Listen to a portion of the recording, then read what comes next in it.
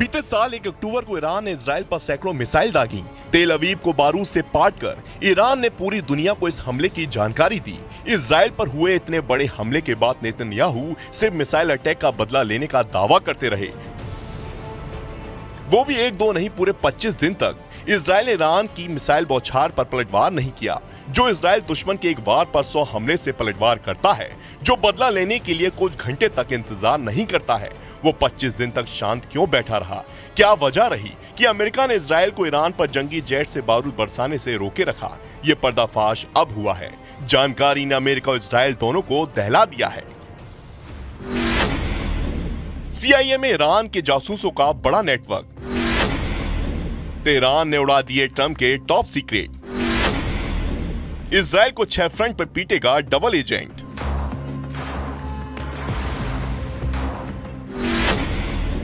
युद्ध से पहले ईरान को मिल गया विनिंग फॉर्मूला।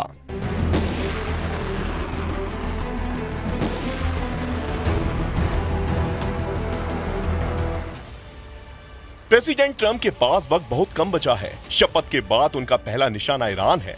ट्रंप ने ईरान को सुधर जाने या फिर बर्बादी झेलने के लिए तैयार रहने की चेतावनी दे रखी है, लेकिन इस धमकी से पहले ईरान ने अमेरिका में घुसकर ऐसा कांड कर दिया है जिससे पेंटागन और व्हाइट हाउस में हड़कंप मच गया है। जितना नुकसान ईरान की बारूदी मिसाइल से होता, उतना एक जासूस ने कर डाला है। इस एजेंट का नाम है आसिफ विलियम रहमान। ये कहने को तो CIA के लिए काम कर रहा है, लेकिन असल में आसिफ विलियम रहमान निकला ईरान का सुपर एजेंट।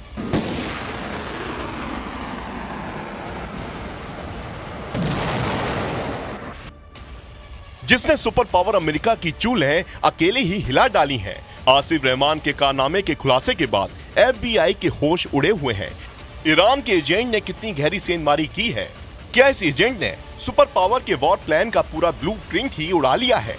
क्या विलियम रहमान ने ट्रंप के ईरान पर अटैक प्लान का पूरा ब्यौरा तेहरान शिफ्ट कर दिया है? या फिर इस जासूस ने मिडिल ईस्ट में अमेरिका सैन्य अड्डों की तबाही का सीक्रेट लीक कर दिया है? जाने उससे पहले मॉस्को से ट्रंप की टेंशन बढ़ाने वाली तस्वीर भी देखिए। मॉस्को की ये तस्वीरें ट्रंप की टेंशन बढ़ा चुकी हैं। शपथ से पहले ट्रंप को पुतिन की चाल ने उलझा दिया है। जिन पुतिन से मिलने के लिए ट्रंप उतावले हुए जा रहे थे, उन्होंने सुपर पावर के दुश्मन नंबर 1 से बिग वॉर डील करके बड़ा उलटफेर कर दिया है। पुतिन ने ईरान के प्रेसिडेंट पेजेशियन को तमाम प्रेशर के बाद भी सबसे बड़ा साझीदार बना लिया है। पुतिन ने अमेरिका और पश्चिमी देशों को क्लियर मैसेज दिया है कि ईरान के मसले में दखल देने से सभी बाज आए। रूस के राष्ट्रपति ने ईरान और अपने देश की ज्यादातर मामलों को एक जैसा कहकर यह भी जाहिर कर दिया है कि दोनों के दुश्मन कॉमन हैं। Смотрели и целый ряд актуальных внешнеполитических сюжетов. Позиции России и Ирана по большинству из них во многом совпадают. Наши страны твердо отстаивают принципы верховенства международного права, суверенитета государств, невмешательства во внутренние дела других стран, проводят независимый курс на мировой арене, сообща решительно противостоят давлению. रूस और ईरान ने व्यापक रणनीतिक सहयोग संधि की है, जिसमें दोनों देश व्यापार और सैन्य सहयोग से लेकर विज्ञान, शिक्षा और संस्कृति तक सभी क्षेत्र में एक दूसरे का सहयोग करेंगे। प्रेसिडेंट पुतिन ने इस डील को ऐतिहासिक बताते हुए सभी खाड़ी देशों के लिए अहम बताया है।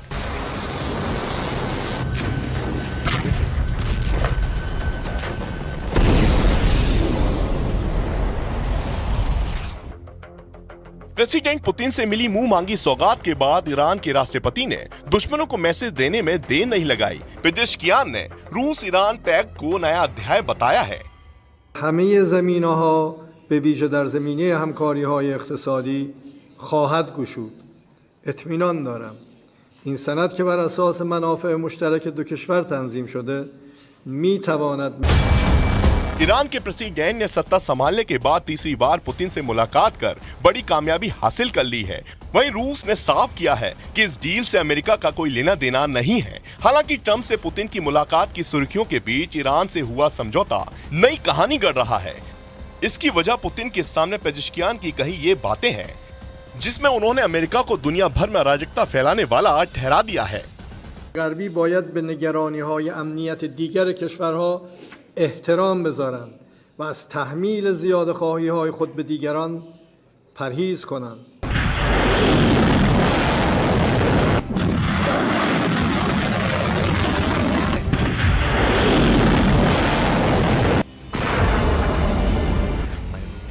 ईरान को रूस का खुला समर्थन ट्रंप को नए प्लान बनाने पर मजबूर कर सकता है। प्रेसिडेंट ट्रंप का इरादा सबसे पहले ईरान को कंट्रोल में लाने का है। हालांकि पुतिन के बैकअप के चलते ट्रंप सीधा हमला करने की रणनीति पर कायम रहते हैं या नहीं, ये देखना होगा। मगर ईरान ने अमेरिका को दहलाने का मिशन ऑन कर रखा है। इसकी जानकारी ईरान के सुपर एजेंट की गिरफ्तारी के बाद हुई है। CIA के कर्मचारी आसिफ विलियम रहमान को अमेरिका की राष्ट्रीय रक्षा जानकारी को जानबूझकर बनाए रखने और साझा करने के आरोपों में दोषी करार दिया गया है। रहमान ने 2024 में कई अहम मौकों पर क्लासिफाइड कंटेंट को अवैध रूप से डाउनलोड, प्रिंट और दूसरों से साझा करने की बात कबूल कर ली है। ईरान के जासूस कहे जा रहे विलियम रहमान को FBI ने नवंबर को कंबोडिया से गिरफ्तार किया था। के बाद में उसे गुआम में संघीय अदालत में ट्रांसफर किया गया।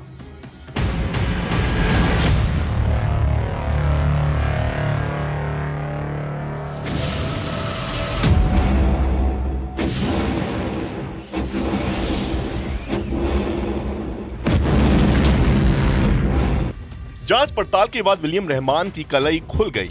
ईरान के सुपर एजेंट ने इजराइल के अटैक प्लान का पूरा ब्यौरा ही तेहरान पहुंचा दिया था। अक्टूबर 2024 में इजराइल ने ईरान पर मिसाइल हमले का बदला लेने का प्लान बनाया था। इस प्लान की जानकारी इजराइल ने अमेरिका से साझा की थी, जिसे विलियम रहमान ने अपने आकाओं तक हमले से पहले ही पहुंचा दिया। अमेरिकी सैटेलाइट से मिली खुफिया जानकारी में 15 और 16 अक्टूबर को 2 अमेरिकी खुफिया दस्तावेज शामिल थे। ये दस्तावेज मूल रूप से सिर्फ 5 देशों की फाइव आइज एजेंसी तक ही शेयर किए जाने थे। लेकिन विलियम रहमान ने खुफिया दस्तावेज ईरान समर्थक टेलीग्राम चैनल को लीक कर दिए। इजराइल का अटैक प्लान ईरान समर्थक Telegram channel middle east Spectator पर दिखाई दिया। इस बड़े लीक ने अमेरिका और फाइव आइज गठबंधन के सुरक्षा उपायों की पोल खोलकर रख दी।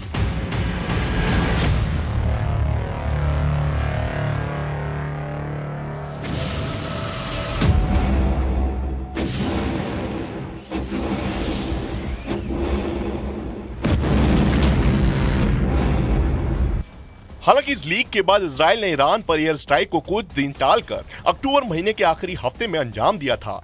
1 अक्टूबर 2024 को हुए मिसाइल हमले का बदला लेने में इजराइल को 25 दिन का वक्त लगा। शनिवार 26 अक्टूबर को इजराइल ने ईरान के 20 ठिकानों पर हमले किए। 3 घंटे की एयर स्ट्राइक में इजराइल ने ईरान की मिसाइल फैक्ट्री और सैन्य अड्डे को तबाह कर डाला।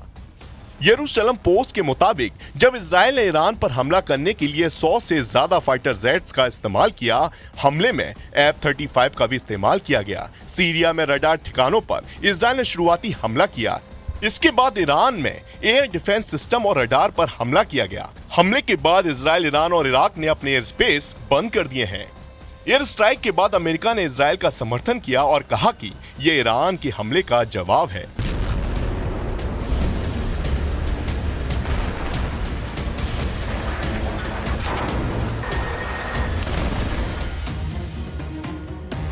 उधर CIA में घुसे ईरान के एजेंट की शिनाख्त का काम चल रहा है। लंबे वक्त विलियम रहमान पर नजर रखने से उसकी कारस्तानी की कलई खुल गई है, जिसके बाद उसे गिरफ्तार करके केस चला। अब ईरान के सुपर एजेंट ने अपने गुनाह कबूल भी कर लिए हैं, लेकिन इतने भर से अमेरिका और इजराइल की टेंशन खत्म नहीं होने वाली। वजह यह है कि CIA में विलियम रहमान इकलौता एजेंट है, इसकी कोई गारंटी नहीं है। तेहरान के लिए सीक्रेट मिशन को कौन कौन अंजाम दे रहा है, इसका अब तक पता नहीं चल पाया है। सीरिया में भी ईरान ने अपनी पैठ जमाने का ऐलान कर दिया है। सुप्रीम लीडर अली खामनेई ने यमन और लेबनान में लड़ाका ग्रुप को एक बार फिर से एक्टिव मोड पर आने का मैसेज दिया था, जिसका असर दिखने लगा है। رأس همه اونها آمریکای طماع و جنایتکار مجبور خواهند شد دست از سر مردم منطقه و ملت‌های منطقه بردارن و با ذلت از این منطقه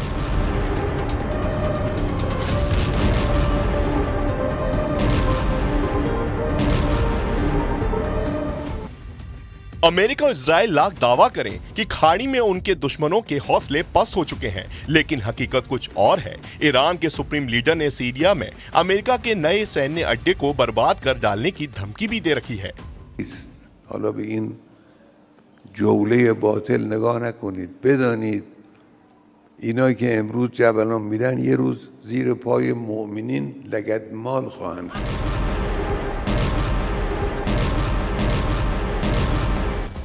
ईरान अब अकेले नहीं है। ईरान के साथ दुनिया का सबसे ताकतवर देश रूस है। प्रेसिडेंट पुतिन दोस्ती करने और निभाने के लिए जाने जाते हैं।